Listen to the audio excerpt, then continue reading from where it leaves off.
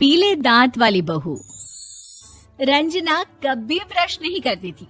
उसे कितनी बार उसके माँ बाप ने डांटा, लेकिन उसका कोई असर उस पर होता ही नहीं था, जिस कारण से उसके दांत पीले पीले हो जाते हैं। शादी के बाद। अरे बहू, वैसे तो तुझ में कोई कमी नहीं है, पर तेरे दांत इतने पीले कैसे हैं बेटा? कैसे मतलब? कोई सर्जरी थोड़ी ना कराई है। वो तो क्या नाम, मैं ब्रश नहीं करती थी तो पीले हो गए। अब क्या करूं? आप कहे तो लाल करवा लूं या फिर काले? यार ये क्या है, क्यों माँ से लड़ रही हो? लड़ रही हूँ? अरे मैं लड़ रही हूँ या ये बोल रही है कि दांत पीले हैं, पीले। अरे तपस्या थोड़ी ना की है इन्हें पीले करने के लिए। बकायदा ब्रश नहीं किया है 20 साल तक, तब जाकर। छी, कैसी बात कर रही हो? ये उस वक्त तो पीले नहीं थे जब हम लोग तुम्हें देखने आए थे। अरे तब साफ करवा लिया होगा डेंटिस्ट के पास जाकर। अब देखो कैसे पीले पीले लग रहे हैं। रंजना सास की तरफ गुस्से से देखती है। फिर शुरू हो गई पीले पीले पीले। अरे पीले तो तब भी थे जब मेरे हाथ का रसगुल्ला उड़ा उड़ा कर खा रही थी और बोल रही थी, लड़की नहीं गुणों का खजाना दे रहे भाई साहब। खैर, अब वो लोग करते भी तो क्या करते, पीले दांत वाली बहू पल्ले पड़ी थी तो झेलना तो था ही। एक दिन कीर्तन में रंजना गाना गा रही थी। अरे कमला बहन, माँ का द्वार है, यहाँ तो सब शुद्ध होकर आते हैं, फिर अपनी बहू को ब्रश भी नहीं करवाती तुम। दूर से पीले पीले दांत भक्ति में बाधा उत्पन्न कर रहे हैं। अरे कोई 2 साल के बच्ची थोड़ी ना लेकर आई हूँ मैं बहू बनाकर। अच्छी खासी लड़की है, अरे कैसे करवाऊं ब्रश? ये तो उसे खुद करना चाहिए ना। अब माँ बाप तो इसके जैसे तैसे निपटा दिए, ये नहीं सोचा कि सास कैसे संभालेगी। सास बहू को लेकर घर आ जाती है, लेकिन सोच लेती है कि अब इसे लेकर कहीं नहीं जाएगी। अगले रोज बहू कहती है, अरे क्या हो गया, मंदिर नहीं जाना क्या? कीर्तन का वक्त हो रहा है।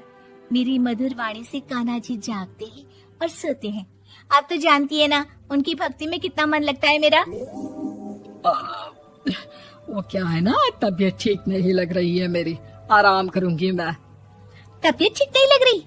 अभी तो मिथुन के गाने पर नाच रही थी आप, और अब बोल रही है कि तबीयत ठीक नहीं लग रही।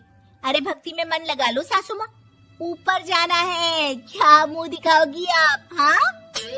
सास को बहू की बात पर गुस्सा आ जाता है। मैं क्या मुंह दिखाऊंगी, इसकी चिंता तो ना कर, समझी?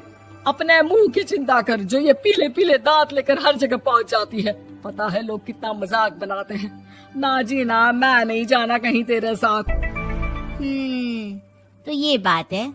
कोई ना, मत जाओ, मैं अपने कमरे में ही बैठकर भक्ति कर लूंगी। ऊपर वाला दांत थोड़ी ना देखता है, मन देखता है, भावना देखता है।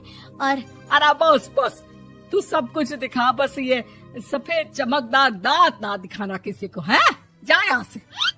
बहू को सास की बात का कोई फर्क नहीं पड़ता, वो तो जैसी थी वैसी ही रह जाती है।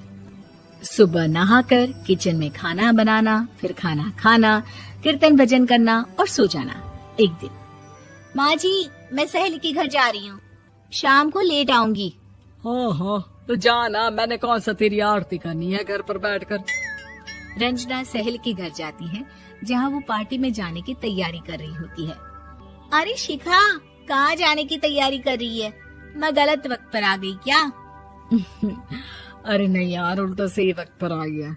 मैंने ये साड़ी और ज्वेलरी निकाली है यार, शाम को इनके ऑफिस की एक पार्टी में जाना है। बताना कैसा लग रहा है ये सब? नहीं यार, इस ड्रेस के साथ तो वो वाली ज्वेलरी अच्छी लगेगी। हाँ, सही बोल रही है, मैंने ध्यान ही नहीं दिया। वैसे तो हमेशा से मस्त फैशन सेंस रखती है। तो बड़ा जाती होगी ना पति के साथ पार्टी में। रंजना कुछ नहीं बोलती, बस सोचती है कि यार काश ये बात सही हो जाती, पर मैं क्यों नहीं जाती पार्टी में? क्या इन लोगों की कोई पार्टी होती नहीं होगी? रंजना घर आती है और रात में पति से सवाल करती है, एक बात बताइए, आप मुझे किसी पार्टी में क्यों नहीं ले जाते? क्या आपके यहाँ ऑफिस में पार्टी नहीं होती? पति बेचारा क्या कहता कि दांत पीले हैं तुम्हारे इसलिए। अरे कोई पार्टी होती नहीं हम लोगों के ऑफिस में, तो कहाँ से लेकर जाऊं? और मार्केट, मॉल, कहीं वीकेंड घूमना, कहीं तो। अरे यार सारे हफ्ते में एक छुट्टी मिलती है, तो सोचता हूँ कि आराम ही कर लूं। क्यों? रंजना मन मार के रह जाती है। पहले कभी सास के साथ मंदिर जाया करती थी, लेकिन वो भी सास ने ले जाना बंद कर दिया।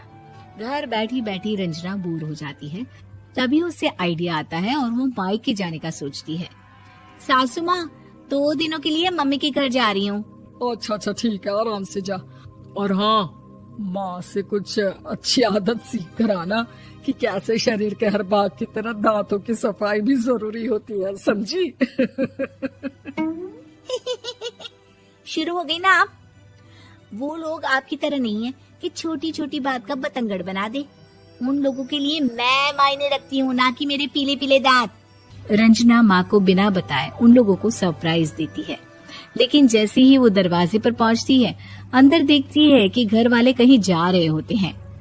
अब माँ, काश रंजना दीदी के दांतों वाली प्रॉब्लम नहीं होती, तो वो भी हम लोगों के साथ चलती ना बुआ जी की बेटी की शादी में। हाँ बेटा, लेकिन अब उसे कौन समझाए कि उसको उसके पीले दांत नहीं दिखते, लेकिन उसके आसपास के लोगों को कितना एम्बैरेसिंग फील कराते हैं। मुझे तो कितनी बार उसके स्कूल की टीचर ने शिकायत की कि उसके साथ कोई लड़की बैठना भी नहीं चाहती, और ना ही कॉलेज में कोई उससे बात करना चाहता था। लेकिन पता नहीं क्यों उसे ये बात समझ में ही नहीं आती। कोई कमी नहीं है उस लड़की में, बस यही कि दांत पीले हैं। वो तो भला हो जीजा जी और उनकी माँ का, जो दीदी को जैसी है वैसे ही रखा हुआ है। रंजना को अपने घर वालों की बात सुनकर बहुत दुख होता है। वो सोचती है कि वो क्या करे, लेकिन फिर वो सीधा डेंटिस्ट के पास जाती है, अपने दांत चमकाती है और कसम खाती है कि वो रोज ब्रश करेगी। अरे क्या हो गया? तुम तो 2 दिनों के लिए गई थी ना, पर कोई ना, अच्छा है, चलो आ गई तो। रंजना सास के सामने आकर खड़ी हो जाती है और पूरी स्माइल करती है, उसके चमकदार दांतों को दिखाती हुई। हैं? चले मंदिर। माँ, मुझे माफ कर दीजिए, मैंने आप लोगों को बहुत एम्बैरेसिंग फील करवाया। मैं आज से रोज ब्रश करूंगी।